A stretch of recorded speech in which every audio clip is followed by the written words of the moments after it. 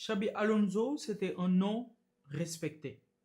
Xabi Alonso, c'était le milieu de terrain par excellence, le leader technique avec une science du positionnement hors norme, le meneur de jeu reculé du Real Madrid sous Ancelotti. Xabi Alonso forçait le respect.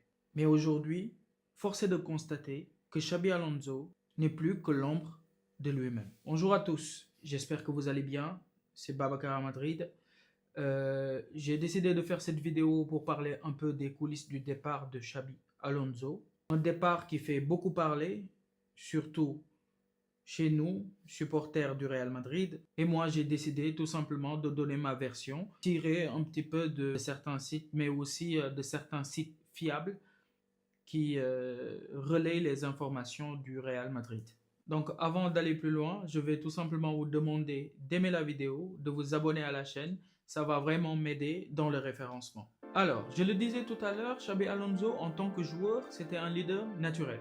Il forçait le respect. Il avait une intelligence tactique hors norme. Après avoir fait gagner cette équipe du Bayer Leverkusen, qui n'avait jamais connu la gloire avant, Xabi Alonso a sauté sur l'occasion parce qu'un ancien club toquait à la porte, pas n'importe lequel, le plus grand club mondial, le Real Madrid. Xabi Alonso a accepté le défi, malgré les contraintes qu'a eu son prédécesseur, Carlo Ancelotti. L'équipe manquait de numéro 9, l'équipe manquait d'équilibre depuis le départ de Toni Kroos. Mais il a quand même accepté le défi. Il a eu des renforts, Mastantuono, Dinhausen, Alvaro Carreras, entre autres. Mais il n'a jamais été contenté sur son vœu d'avoir un milieu de terrain, surtout un milieu de terrain qui lui ressemblait. Un Martin Zubimendi, qui a finalement décidé de rejoindre Arsenal.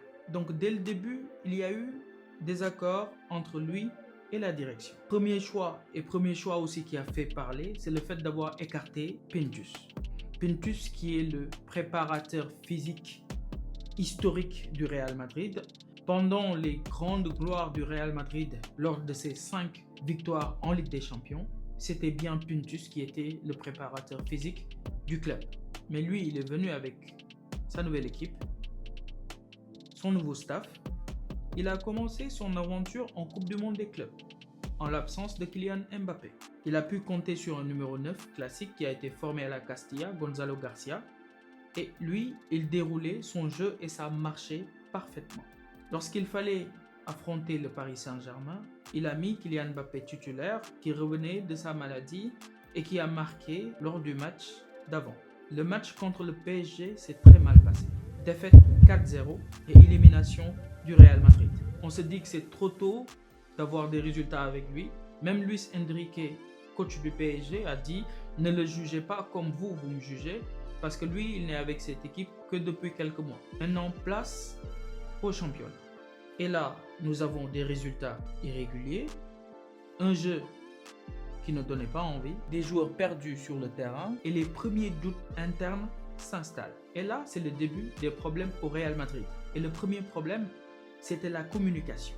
La communication émotionnelle. Donc, trop peu de gestion émotionnelle et une distance a été créée avec certains cadres. Il a pris Arda Güler sous son aile, Mbappé, Tchouaméni, Courtois, et il s'est mis à dos Vinicius, Rodrigo, Bellingham, entre autres.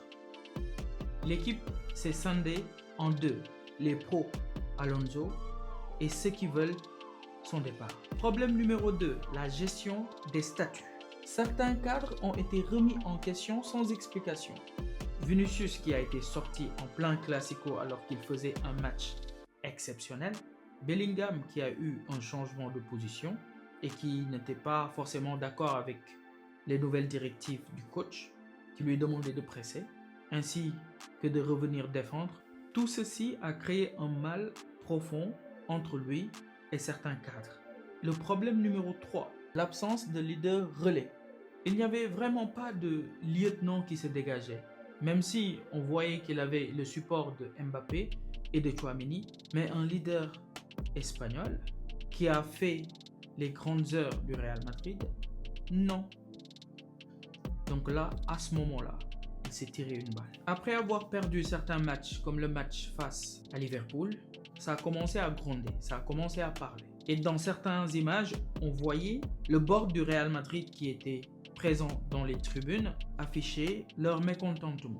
Leur gestuelle montrait clairement qu'ils étaient agacés et qu'ils n'avaient plus confiance au coach. Et là, c'est le début de la dégringolade. La direction commence à douter. Les joueurs étaient déconnectés. Le projet n'avance plus. La direction a commencé à songer à lui trouver un remplaçant. Zidane par-ci, Klopp par-là, Mourinho. Beaucoup de noms de coachs circulaient dans la capitale espagnole. Mais la direction a préféré attendre. Parce que, comme vous le savez, l'image au Real Madrid, ça compte énormément. Et en parlant d'image, le match face au FC Barcelone, c'était le moment parfait pour se séparer de Xabi Alonso. Le Real Madrid a mal commencé son match. Avec un bloc bas, le Real Madrid reculait face à ce Barça qui avait le ballon et qui proposait du jeu. Alors que Xabi Alonso a renié son propre football, le Xabi Ball, pour jouer à un jeu qu'on connaît tous, le jeu de l'Atlético Madrid. Le Real Madrid a marqué 2 buts, mais a peiné à égaliser face au Barça. À la fin du match et lors de la remise du trophée final, les joueurs du Real Madrid ont refusé de rejoindre Xabi Alonso, qui demandait quand même à ses joueurs d'effectuer la haie d'honneur. On aperçoit sur la vidéo Kylian Mbappé et Rodrigo dire à Xabi Alonso « On y va, on reste pas ». Xabi Alonso a perçu cela comme un manque de respect. Surtout venant de Kylian Mbappé, qui faisait partie des joueurs qu'il avait de son côté. Arrivé à Madrid, lors d'une réunion, il a fait comprendre au Real Madrid, au board, qu'il n'était plus possible de diriger cette équipe, qu'il avait perdu le vestiaire et que la direction ne le soutenait pas. Et la direction en a profité pour lui faire comprendre qu'elle n'était pas satisfaite de son travail et d'un commun accord, les deux parties ont décidé de se séparer. Au final, les joueurs ont eu la tête de Xabi Alonso.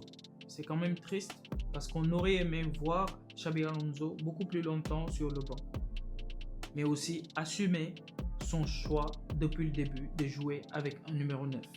Peut-être ça aurait créé moins de problèmes, moins de polémiques et son statut ne serait pas si contesté. N'hésitez pas à me dire en commentaire si vous aimez ce type de vidéo et n'oubliez pas, aimez la vidéo, ça va m'aider dans le référencement. Activez aussi la cloche parce qu'on va parler de Arbeloa dans la prochaine vidéo. C'était Babacar Madrid. Peace.